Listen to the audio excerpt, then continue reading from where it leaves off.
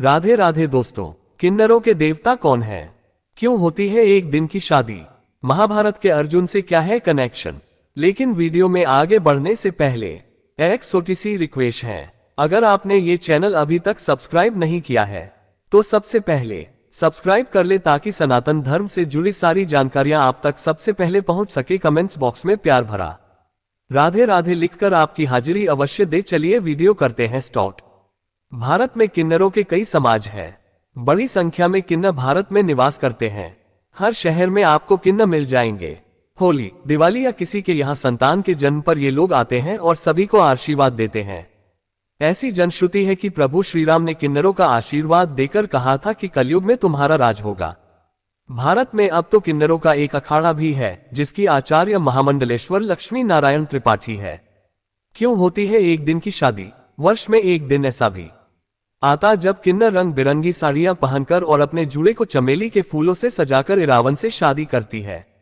हालांकि यह विवाह मात्र एक दिन के लिए होता है। अगले दिन इरावन देवता की मौत के साथ ही उनका वैवाहिक जीवन खत्म हो जाता है। मान्यता है कि इसी दिन इरावन की महाभारत के युद्ध में मौत हो गई थी। इसकी याद में हजारों किन्नर तमिलनाडु के कुवागम गांव में एकत्रित होते हैं, जहां वे अपनी जिंदगी के सबसे महत्वपूर्ण दिन वार्षिक शादी समारोह में शिरकत करते हैं। पौराणिक मान्यता अनुसार भगवान कृष्ण ने औरत का रूप धारण कर नाग राजकुमार इरावन से शादी की थी। विल्लुपुरम जिले के इस गांव में इरावन की पूजा कूथांद्वार के रूप में होती है। हजारों किन्नर इरावन की दुल्हन के रूप में शादी समारोह में शिरकत करती है और मंदिर के पुजारी ने उनकी गर्दन में कलावा बांधवाती है।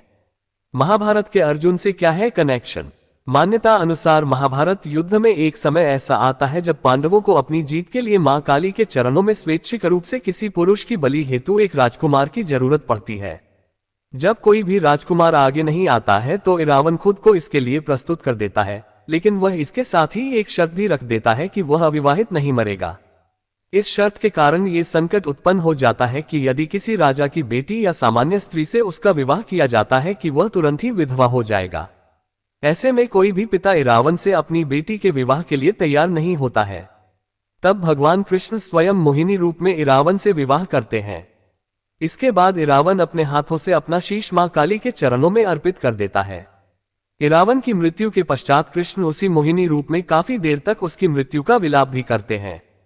अब चूंकि कृष्ण पुरुष होते हुए स्त्री रूप में इरावन से शादी रचाते हैं, इसलिए किन्नर जो कि स्त्री रूप में पुरुष माने जाते हैं वह भी इरावन से एक रात की शादी रचाते हैं और उन्हें अपना आराध्य देव मानते हैं। लेकिन ये कथा कितनी सच है ये कोई नहीं जानता, क्योंकि महाभारत में तो इरावन की मौत के राज कुछ और ही है।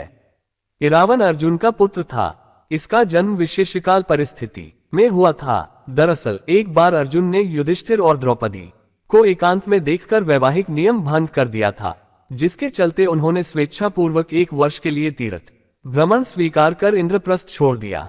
एक दिन वे हरिद्वार में स्नान कर रहे थे कि तभी नागराज कौरव्य की पुत्री नागन्या उलूपी ने उन्हें देखा और वह उन पर मोहित हो गई।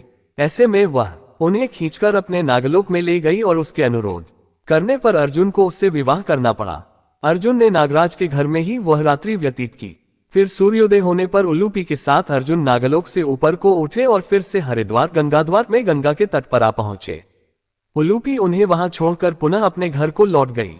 जाते समय उसने अर्जुन को यह वर दिया कि आप जल में सर्वत्र जय होंगे और सभी जलचर आपके वश में रहेंगे। अर्जुन और नागन्या उलूपी के मिलन से अर्जुन को एक वीरवार पुत्र मिला जिसका नाम इरावान रखा गया।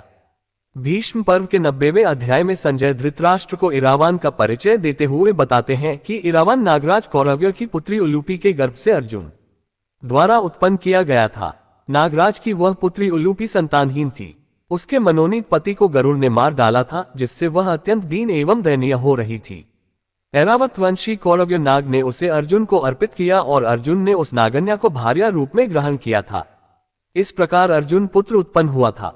इरावान सदा मातृकुल में रहा। वह नागलोक में ही माता उलूपी द्वारा पाल पोस कर बड़ा किया गया और सब प्रकार से वहीं उसकी रक्षा की गई थी। इरावान भी अपने पिता अर्जुन की भांति रूपवान, बलवान, गुणवान और सत्य पराक्रमी था।